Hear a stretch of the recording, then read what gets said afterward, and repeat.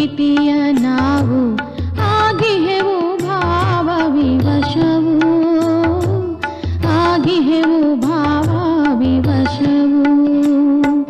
ಸ್ನೇಹ ಪ್ರೀತಿಯ ಸೂತ್ರದಿ ಬಾಬಾ ಬಂಧಿಸಿ ಜೀವನವ,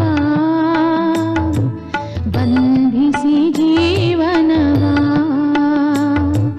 ಬಂಧಿಸಿ ಜೀವನವ, ಬಂಧಿಸಿ ಜೀವನವ.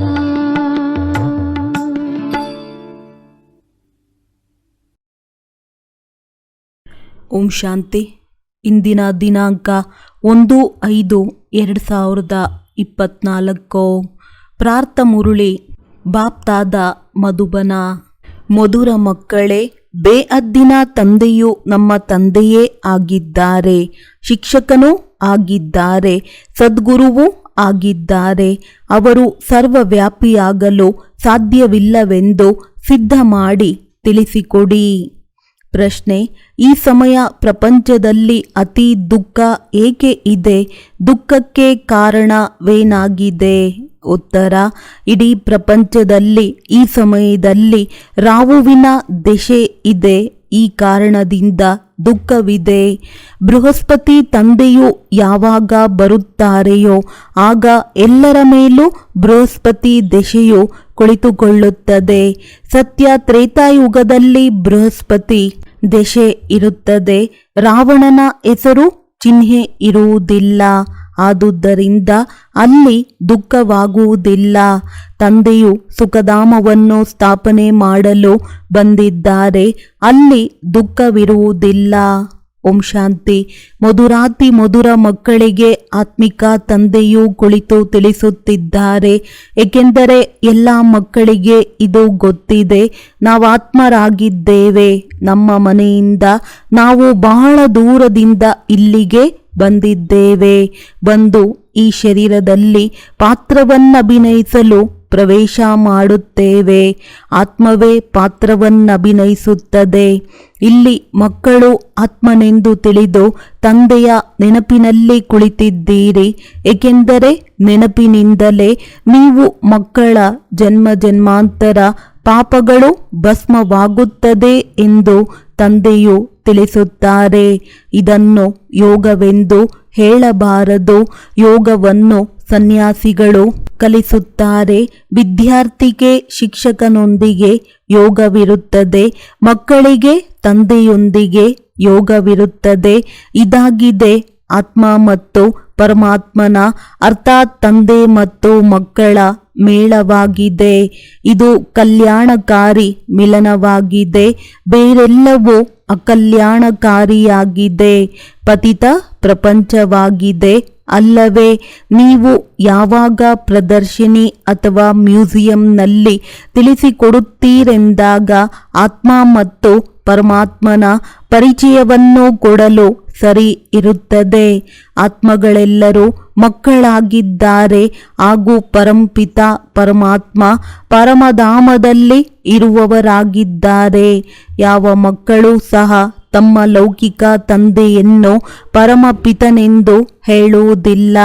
ಪರಮಪಿತನನ್ನು ಏ ಪರಂಪಿತ ಪರಮಾತ್ಮ ಎಂದು ದುಃಖದಲ್ಲಿರುವಾಗಲೇ ನೆನಪು ಮಾಡುತ್ತಾರೆ. ಪರಮಾತ್ಮ ಪರಮಧಾಮದಲ್ಲಿರುತ್ತಾರೆ. ಈಗ ನೀವು ಆತ್ಮ ಹಾಗೂ ಪರಮಾತ್ಮನ ಜ್ಞಾನವನ್ನು ತಿಳಿಸುತ್ತೀರಿ. ಕೇವಲ ಇಬ್ಬರು ತಂದೆಯರದಷ್ಟೇ ತಿಳಿಸಬಾರದು. ಅವರು ತಂದೆ ಹಾಗೂ ಶಿಕ್ಷಕನೂ ಆಗಿದ್ದಾರೆ ಎಂಬುದನ್ನು ಅಗತ್ಯವಾಗಿ ತಿಳಿಸಬೇಕು. ನಾವೆಲ್ಲರೂ ಸಹೋದರ ಸಹೋದರಿಯಾಗಿದ್ದೇವೆ. ಅವರು ಸರ್ವ ಆತ್ಮಗಳ ತಂದೆಯಾಗಿದ್ದಾರೆ. ಭಕ್ತಿ ಮಾರ್ಗದಲ್ಲಿ ಎಲ್ಲರೂ ಭಗವಂತ ತಂದೆಯನ್ನು ನೆನಪು ಮಾಡುತ್ತಾರೆ. ಏಕೆಂದರೆ ಭಗವಂತನಿಂದ ಭಕ್ತಿಯ ಫಲ ಸಿಗುತ್ತದೆ ಅಥವಾ ತಂದೆಯಿಂದ ಮಕ್ಕಳು ಆಸ್ತಿಯನ್ನು ಪಡೆಯುತ್ತಾರೆ. ಭಗವಂತ ಮಕ್ಕಳಿಗೆ ಭಕ್ತಿಯ ಫಲವನ್ನು ಕೊಡುತ್ತಾರೆ. ಏನು ಕೊಡುತ್ತಾರೆ? ವಿಶ್ವದ ಮಾಲೀಕರನ್ನಾಗಿ ಮಾಡುತ್ತಾರೆ. ಆದರೆ ನೀವು ಕೇವಲ ತಂದೆಯನ್ನು ಮಾತ್ರ ಸಿದ್ಧ ಮಾಡಬಾರದೋ ಅವರು ತಂದೆಯೂ ಆಗಿದ್ದಾರೆ, ಶಿಕ್ಷಣ ಕೊಡುವ ಶಿಕ್ಷಕನೂ ಆಗಿದ್ದಾರೆ, ಸದ್ಗುರುವೂ ಆಗಿದ್ದಾರೆ. ಹೀಗೆ ತಿಳಿಸಿಕೊಟ್ಟಾಗ ಸರ್ವವ್ಯಾಪಿಯ ವಿಚಾರವು ಹೊರಟು ಹೋಗುತ್ತದೆ. ಆದ್ದರಿಂದ ಇದನ್ನು ಸೇರಿಸಿಕೊಳ್ಳಿ. ಅವರು ಜ್ಞಾನ ಸಾಗರನಾಗಿದ್ದಾರೆ. ಅವರೇ ಬಂದು ರಾಜಯೋಗವನ್ನು ಕಲಿಸುತ್ತಾರೆ. ನೀವೇ ಹೇಳಿ, ಅವರು ಶಿಕ್ಷಣ ಕೊಡುವಂತಹ ಶಿಕ್ಷಕರು ಆಗಿದ್ದಾರೆಂದಾಗ ಸರ್ವವ್ಯಾಪಿ ಹೇಗಾಗುತ್ತಾರೆ? ಶಿಕ್ಷಕ ಹಾಗೂ ವಿದ್ಯಾರ್ಥಿ ಅಗತ್ಯವಾಗಿ ಬೇರೆ ಬೇರೆಯಾಗಿರುತ್ತಾರೆ. ಹೇಗೆ ತಂದೆ ಮತ್ತು ಮಕ್ಕಳು ಬೇರೆ ಬೇರೆಯಾಗಿದ್ದಾರೆ. ಆತ್ಮಗಳು ಪರಮಾತ್ಮ ತಂದೆಯನ್ನು ನೆನಪು ಮಾಡುತ್ತಾರೆ, ಅವರ ಮಹಿಮೆಯನ್ನು ಮಾಡುತ್ತಾರೆ. ತಂದೆಯೇ ಮನುಷ್ಯ ಸೃಷ್ಟಿಯ ಬೀಜರೂಪವಾಗಿದ್ದಾರೆ. ಅವರೇ ಬಂದು ನಮಗೆ ಮನುಷ್ಯ ಸೃಷ್ಟಿಯ ಆದಿ ಮಧ್ಯ ಅಂತ್ಯದ ಜ್ಞಾನವನ್ನು ತಿಳಿಸುತ್ತಾರೆ. ತಂದೆಯು ಸ್ವರ್ಗದ ಸ್ಥಾಪನೆ ಮಾಡುತ್ತಾರೆ, ನಾವು ಸ್ವರ್ಗವಾಸಿಗಳಾಗುತ್ತೇವೆ. ಹಾಗೆ ಜೊತೆ ಜೊತೆಯಲ್ಲಿ ಇಬ್ಬರು ತಂದೆಯರಿದ್ದಾರೆಂದು ತಿಳಿಸಿಕೊಡಿ. ಲೌಕಿಕ ತಂದೆಯು ಪಾಲನೆ ಮಾಡಿದ ನಂತರ ಶಿಕ್ಷಕನ ಬಳಿ ವಿದ್ಯಾಭ್ಯಾಸ ಮಾಡಬೇಕಾಗುತ್ತದೆ. ನಂತರ ವಾನಪ್ರಸ್ಥ ಸ್ಥಿತಿಯಲ್ಲಿ ಗುರುಗಳನ್ನು ಮಾಡಿಕೊಳ್ಳಬೇಕಾಗುತ್ತದೆ. ಈ ರೀತಿಯಾಗಿ ತಂದೆ, ಶಿಕ್ಷಕ, ಗುರು ಬೇರೆ ಬೇರೆಯಾಗಿರುತ್ತಾರೆ. ಈ ಬೇಅದ್ದಿನ ತಂದೆಯಂತೂ ಸರ್ವ ಆತ್ಮಗಳ ತಂದೆಯಾಗಿದ್ದಾರೆ, ಜ್ಞಾನ ಸಾಗರನಾಗಿದ್ದಾರೆ. ಮನುಷ್ಯ ಸೃಷ್ಟಿಯ ಬೀಜರೂಪ ಸಚ್ಚಿತ್ ಆನಂದ ಸ್ವರೂಪನಾಗಿದ್ದಾರೆ. ಸುಖದ ಸಾಗರ, ಶಾಂತಿಯ ಸಾಗರನಾಗಿದ್ದಾರೆ. ಹೀಗೆ ಅವರ ಮಹಿಮೆಯನ್ನು ಆರಂಭ ಮಾಡಿ. ಏಕೆಂದರೆ ಪ್ರಪಂಚದಲ್ಲಿ ಅನೇಕ ಮತಭೇದಗಳಿವೆ. ಒಂದು ವೇಳೆ ಸರ್ವವ್ಯಾಪಿಯಾದಲ್ಲಿ ಶಿಕ್ಷಕನಾಗಿ ಹೇಗೆ ಓದಿಸುತ್ತಾರೆ? ಮತ್ತೆ ಅವರೇ ಸದ್ಗುರುವಾಗಿದ್ದಾರೆ, ಸರ್ವರ ಮಾರ್ಗದರ್ಶಕನಾಗಿ ಕರೆದೊಯ್ಯುತ್ತಾರೆ. ಶಿಕ್ಷಣ ಕೊಡುವುದೆಂದರೆ ನೆನಪನ್ನು ಕಲಿಸಿಕೊಡುತ್ತಾರೆ. ಭಾರತದ ಪ್ರಾಚೀನ ರಾಜಯೋಗವೆಂದು ಗಾಯನವಿದೆ. ಈ ಸಂಗಮ ಯುಗ ಬಹಳ ಹಳೆಯ ಯುಗವಾಗಿದೆ. ಇದು ಹಳೆಯ ಹಾಗೂ ಹೊಸದರ ಮಧ್ಯದಲ್ಲಿದೆ. ಇಂದಿಗೆ 5000 ವರ್ಷದ ಮೊದಲು ತಂದೆಯೇ ಬಂದು ತನ್ನವರನ್ನಾಗಿ ಮಾಡಿಕೊಂಡು ನಮ್ಮ ಶಿಕ್ಷಕ ಸದ್ಗುರುವೂ ಆಗಿದ್ದಾರೆಂದು ನೀವು ತಿಳಿದುಕೊಂಡಿದ್ದೀರಿ. ಅವರು ಕೇವಲ ತಂದೆ ಮಾತ್ರವಲ್ಲ, ಅವರು ಜ್ಞಾನಸಾಗರ ಅರ್ಥಾತ್ ಶಿಕ್ಷಕನಾಗಿದ್ದಾರೆ. ನಮಗೆ ಶಿಕ್ಷಣವನ್ನು ಕೊಡುತ್ತಾರೆ. ಸೃಷ್ಟಿಯ ಆದಿ ಮಧ್ಯ ಅಂತ್ಯದ ರಹಸ್ಯವನ್ನು ತಿಳಿಸುತ್ತಾರೆ. ಏಕೆಂದರೆ ಅವರು ಬೀಜರೂಪ ವೃಕ್ಷಪತಿಯಾಗಿದ್ದಾರೆ. ಅವರು ಯಾವಾಗ ಬರುತ್ತಾರೆ ಆಗ ಭಾರತದ ಮೇಲೆ ಬೃಹಸ್ಪತಿ ದೆಸೆಯು ಕುಳಿತುಕೊಳ್ಳುತ್ತದೆ. ಸತ್ಯಯುಗದಲ್ಲಿ ಎಲ್ಲರೂ ದೇವಿ ದೇವತೆಗಳಿರುತ್ತಾರೆ. ಎಲ್ಲರ ಮೇಲೆ ಬೃಹಸ್ಪತಿ ದೆಸೆಯು ಕುಳಿತುಕೊಂಡಿರುತ್ತದೆ. ಮತ್ತೆ ಯಾವಾಗ ಪ್ರಪಂಚವು ತಮೋ ಪ್ರಧಾನವಾಗಿ ಬಿಡುತ್ತದೆ ಆಗ ಎಲ್ಲರ ಮೇಲೆ ರಾವು ದೆಸೆ ಕುಳಿತು ಬಿಡುತ್ತದೆ. ವೃಕ್ಷಪತಿಯನ್ನು ಯಾರೂ ತಿಳಿದುಕೊಂಡಿಲ್ಲ. ತಿಳಿದುಕೊಳ್ಳದ ಕಾರಣ ಆಸ್ತಿಯು ಹೇಗೆ ಸಿಗುತ್ತದೆ? ನೀವಿಲ್ಲಿ ಕುಳಿತುಕೊಂಡಾಗ ಅಶರೀರಿಯಾಗಿ ಕುಳಿತುಕೊಳ್ಳಿ. ಆತ್ಮವೇ ಬೇರೆಯಾಗಿದೆ, ಮನೆಯೇ ಬೇರೆಯಾಗಿದೆ ಎಂಬ ಜ್ಞಾನವು ಸಿಕ್ಕಿದೆ. ಪಂಚತತ್ವಗಳಿಂದ ಶರೀರವು ರಚಿಸಲ್ಪಡುತ್ತದೆ, ಅದರಲ್ಲಿ ಆತ್ಮವು ಪ್ರವೇಶಿಸುತ್ತದೆ. ಎಲ್ಲರ ಪಾತ್ರವು ನಿಗದಿಯಾಗಿದೆ. ಮೊಟ್ಟ ಮೊದಲು ತಂದೆ ಸುಪ್ರೀಂ ತಂದೆಯಾಗಿದ್ದಾರೆ, ಸುಪ್ರೀಂ ಶಿಕ್ಷಕನಾಗಿದ್ದಾರೆಂದು ತಿಳಿಸಬೇಕು. ಲೌಕಿಕ ತಂದೆ ಶಿಕ್ಷಕ ಗುರುವಿನ ಅಂತರವನ್ನು ತಿಳಿಸಿಕೊಡುವುದರಿಂದ ತಕ್ಷಣ ತಿಳಿದುಕೊಳ್ಳುತ್ತಾರೆ. ವಾದ ವಿವಾದ ಮಾಡುವುದಿಲ್ಲ. ಆತ್ಮಗಳ ತಂದೆಯಲ್ಲಿಯೇ ಎಲ್ಲ ಜ್ಞಾನವಿದೆ. ಇದು ಅವರ ವಿಶೇಷತೆಯಾಗಿದೆ. ಅವರೇ ನಮಗೆ ರಚನೆಯ ಆದಿ ಮಧ್ಯ ಅಂತ್ಯದ ರಹಸ್ಯವನ್ನು ತಿಳಿಸುತ್ತಾರೆ. ಮೊದಲು ಋಷಿಮುನಿ ಮೊದಲಾದವರೂ ಸಹ ನಾವು ರಚಯಿತ ಮತ್ತು ರಚನೆಯ ಆದಿ ಮಧ್ಯ ಅಂತ್ಯವನ್ನು ತಿಳಿದುಕೊಂಡಿಲ್ಲ ಎಂದು ಹೇಳುತ್ತಿದ್ದರು. ಏಕೆಂದರೆ ಆ ಸಮಯದಲ್ಲಿ ಅವರು ಸತೋ ಸ್ಥಿತಿಯಲ್ಲಿದ್ದರು. ಪ್ರತಿಯೊಂದು ವಸ್ತು ಸತೋ ಪ್ರಧಾನ, ಸತೋ ರಜೋ ತಮೋದಲ್ಲಿ ಬಂದೇ ಬರುತ್ತದೆ. ಹೊಸದರಿಂದ ಅಗತ್ಯವಾಗಿ ಹಳೆಯದಾಗುತ್ತದೆ. ನಿಮಗೆ ಈ ಸೃಷ್ಟಿ ಚಕ್ರದ ಆಯಸ್ಸು ಸಹ ಗೊತ್ತಾಗಿದೆ. ಈ ಸೃಷ್ಟಿ ಚಕ್ರದ ಆಯಸ್ಸನ್ನು ಮನುಷ್ಯರು ಮರೆತು ಬಿಟ್ಟಿದ್ದಾರೆ. ಉಳಿದಂತೆ ಈ ವೇದ ಶಾಸ್ತ್ರ ಮೊದಲಾದವುಗಳೆಲ್ಲವನ್ನು ಭಕ್ತಿ ಮಾರ್ಗಕ್ಕಾಗಿಯೇ ಮಾಡಿದ್ದಾರೆ. ಅದರಲ್ಲಿ ಬಹಳಷ್ಟು ಅಸತ್ಯವನ್ನು ಬರೆದು ಬಿಟ್ಟಿದ್ದಾರೆ. ಸರ್ವರಿಗೂ ತಂದೆಯೊಬ್ಬರೇ ಆಗಿದ್ದಾರೆ. ಸದ್ಗತಿ ದಾತನೂ ಸಹ ಒಬ್ಬರೇ ಆಗಿದ್ದಾರೆ. ಗುರುಗಳು ಅನೇಕರಿದ್ದಾರೆ. ಸದ್ಗತಿ ಮಾಡುವ ಸದ್ಗತಿ ದಾತ ಒಬ್ಬರೇ ಆಗಿರುತ್ತಾರೆ. ಸದ್ಗತಿ ಹೇಗೆ ಆಗುತ್ತದೆ ಎಂದು ನಿಮ್ಮ ಬುದ್ಧಿಯಲ್ಲಿದೆ. ಆದಿ ಸನಾತನ ದೇವಿ ದೇವತಾ ಧರ್ಮಕ್ಕೆ ಸದ್ಗತಿ ಎಂದು ಕರೆಯಲಾಗುವುದು. ಅಲ್ಲಿ ಬಹಳ ಕಡಿಮೆ ಜನ ಇರುತ್ತಾರೆ. ಈಗಂತೂ ಅನೇಕ ಮನುಷ್ಯರಿದ್ದಾರೆ. ಅಲ್ಲಿ ಕೇವಲ ದೇವತೆಗಳ ರಾಜ್ಯವಿದ್ದು ನಂತರ ವೃದ್ಧಿ ಹೊಂದುತ್ತದೆ. Lakshmi Narayana the first, second, third ಹೀಗೆ ನಡೆಯುತ್ತದೆ. ಯಾವಾಗ ಫಸ್ಟ್ ಲಕ್ಷ್ಮೀ ನಾರಾಯಣರಿರುತ್ತಾರೆ ಆಗ ಎಷ್ಟು ಕಡಿಮೆ ಜನಸಂಖ್ಯೆ ಇರುತ್ತದೆ. ಇವೆಲ್ಲ ವಿಚಾರಗಳು ಕೇವಲ ನಿಮ್ಮಲ್ಲಿಯೇ ನಡೆಯುತ್ತದೆ. ನೀವು ಮಕ್ಕಳು ಮಾತ್ರ ತಿಳಿದುಕೊಂಡಿದ್ದೀರಿ. ಭಗವಂತ ಸರ್ವ ಆತ್ಮಗಳ ತಂದೆಯಾಗಿದ್ದಾರೆ.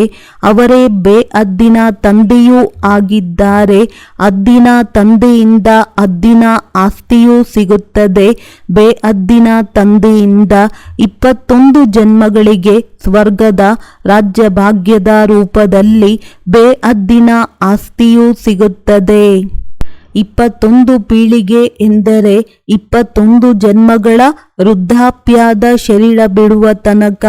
ಅಲ್ಲಿ ತಮ್ಮನ್ನು ಆತ್ಮನೆಂದು ತಿಳಿದಿರುತ್ತಾರೆ. ಇಲ್ಲಿ ದೇಹಾಭಿಮಾನದ ಕಾರಣ ನಾವಾತ್ಮ ಒಂದು ಶರೀರವನ್ನು ಬಿಟ್ಟು ಮತ್ತೊಂದು ಶರೀರವನ್ನು ತೆಗೆದುಕೊಳ್ಳುತ್ತೇವೆಂದು ತಿಳಿದುಕೊಂಡಿಲ್ಲ.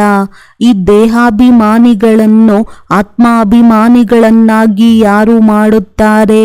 ಈ ಸಮಯದಲ್ಲಿ ಒಬ್ಬರು ಆತ್ಮಾಭಿಮಾನಿಗಳಿಲ್ಲ. ಈಗ ತಂದೆಯು ಬಂದು ಆತ್ಮಾಭಿಮಾನಿಗಳನ್ನಾಗಿ ಮಾಡುತ್ತಾರೆ. ಅಲ್ಲಿ ಆತ್ಮವು ಒಂದು ದೊಡ್ಡ ಶರೀರವನ್ನು ಬಿಟ್ಟು ಚಿಕ್ಕ ಮಗುವಾಗುತ್ತೇವೆಂದು ತಿಳಿದುಕೊಂಡಿರುತ್ತಾರೆ. ಸರ್ಪವು ಪೊರೆಯನ್ನು ಬಿಡುವ ಉದಾಹರಣೆ ಇದೆಯಲ್ಲವೇ? ಈ ಸರ್ಪ ಭ್ರಮರಿಯ ಉದಾಹರಣೆಗಳೆಲ್ಲವೂ ಇಲ್ಲಿಯದಾಗಿದ್ದು ಹಾಗೂ ಈ ಸಮಯದ್ದಾಗಿದೆ. ಅದು ಭಕ್ತಿ ಮಾರ್ಗದಲ್ಲಿ ಉಪಯೋಗದಲ್ಲಿ ಬರುತ್ತದೆ. ವಾಸ್ತವದಲ್ಲಿ ನೀವು ಬ್ರಾಹ್ಮಣಿಯರು ಕನಿಷ್ಠ ಕೀಟವನ್ನು ಬೂಬು ಮಾಡಿ ಮನುಷ್ಯರಿಂದ ದೇವತೆಯನ್ನಾಗಿ ಮಾಡಿಬಿಡುತ್ತೀರಿ. ತಂದೆಯಲ್ಲಿಯೇ ಈ ಜ್ಞಾನವಿದೆಯಲ್ಲವೇ? ಅವರೇ ಜ್ಞಾನ ಸಾಗರ, ಶಾಂತಿಯ ಸಾಗರನಾಗಿದ್ದಾರೆ. ಎಲ್ಲರೂ ಶಾಂತಿಯನ್ನು ಬೇಡುತ್ತಿರುತ್ತಾರೆ. ಶಾಂತಿ ದೇವ ಎಂದು ಯಾರನ್ನು ಕರೆಯುತ್ತಾರೆ? ಆದರೆ ಅರ್ಥರಹಿತವಾಗಿ ಯಾರು ಶಾಂತಿಯ ದಾತ ಅಥವಾ ಸಾಗರನಾಗಿದ್ದಾರೆ ಅವರ ಮಹಿಮೆಯನ್ನು ಮಾಡುತ್ತಾರೆ. 63 ಜನ್ಮ ಭಕ್ತಿ ಮಾಡಲೇಬೇಕು. ಎಷ್ಟೊಂದು ಶಾಸ್ತ್ರಗಳಿವೆ. ಯಾವುದೇ ಶಾಸ್ತ್ರಗಳನ್ನು ಓದುವುದರಿಂದ ನಾನು ಸಿಗುವುದಿಲ್ಲ. ನನ್ನನ್ನು ಬಂದು ಪಾವನ ಮಾಡು ಎಂದು ಕರೆಯುತ್ತಾರೆ.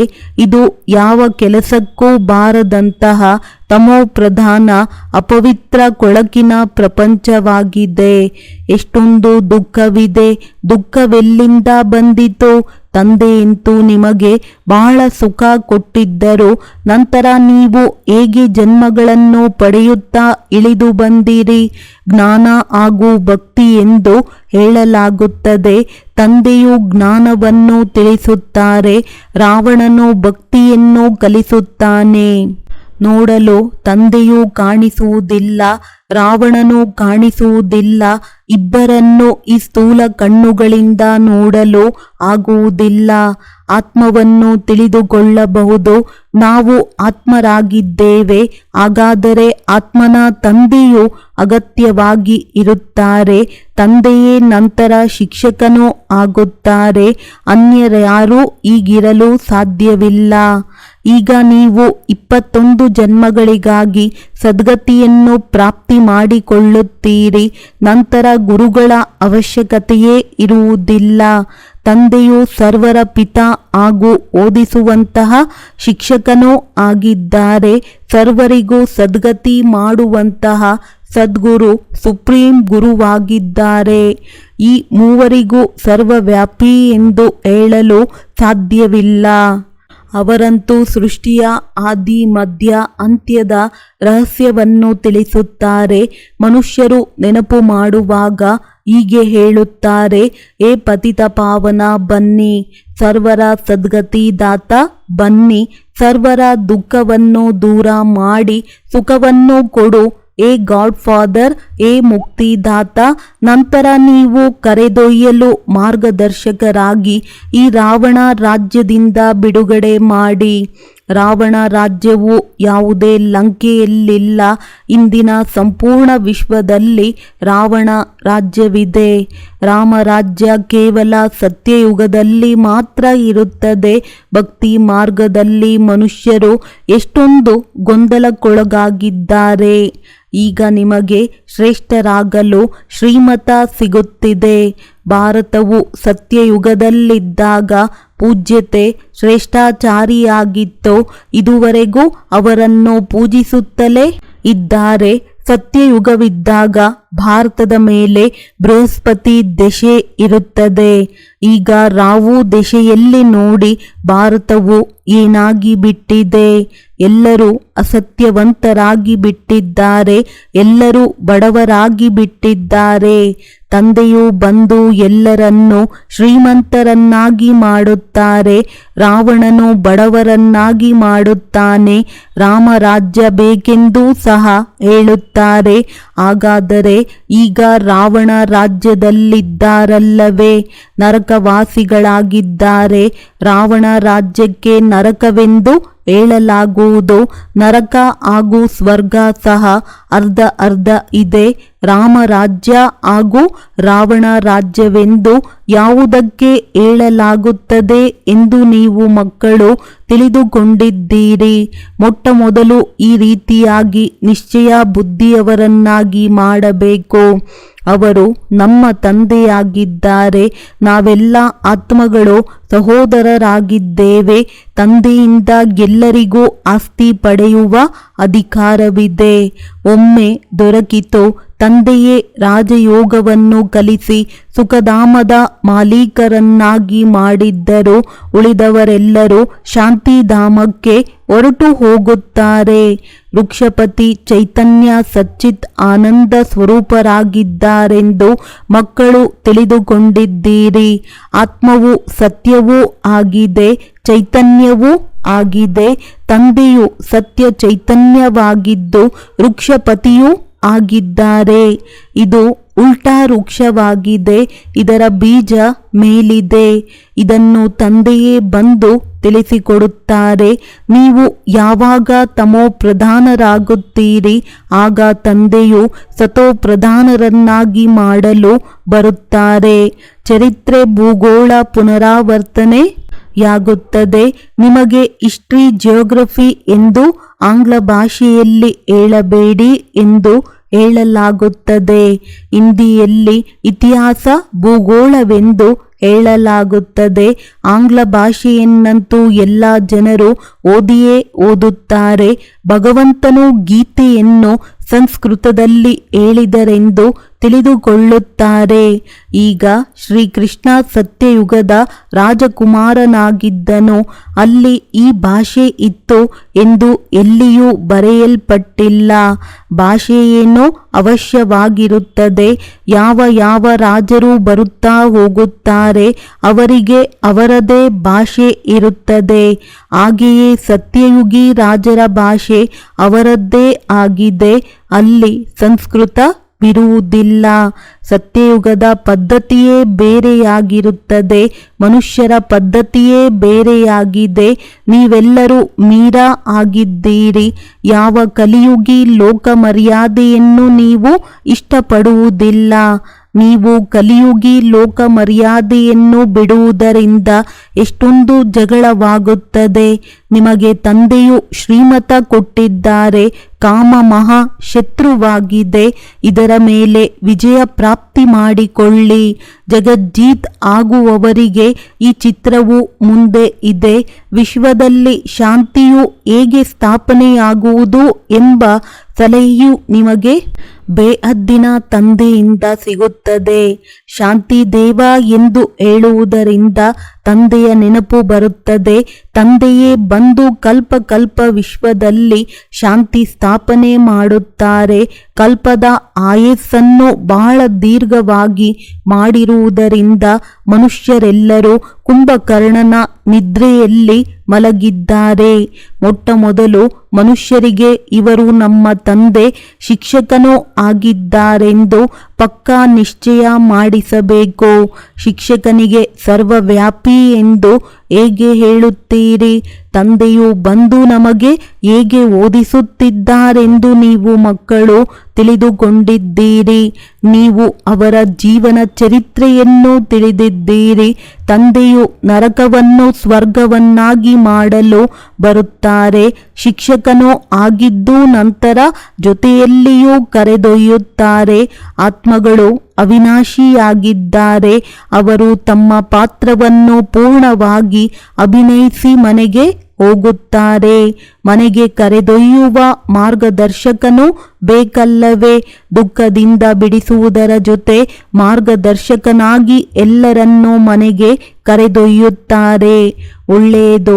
ಮಧುರಾತಿ ಮಧುರ ಅಗಲಿ ಹೋಗಿ ಮರಳಿ ಸಿಕ್ಕಿರುವ ಮಕ್ಕಳ ಪ್ರತಿ ಮಾತ್ಪಿತಾ ಬಾಪ್ ದಾದಾರವರ ನೆನಪು, ಪ್ರೀತಿ ಹಾಗೂ ಸುಪ್ರಭಾತ. ಆತ್ಮಿಕ ಮಕ್ಕಳಿಗೆ ಆತ್ಮಿಕ ತಂದೆಯ ನಮಸ್ತೆ.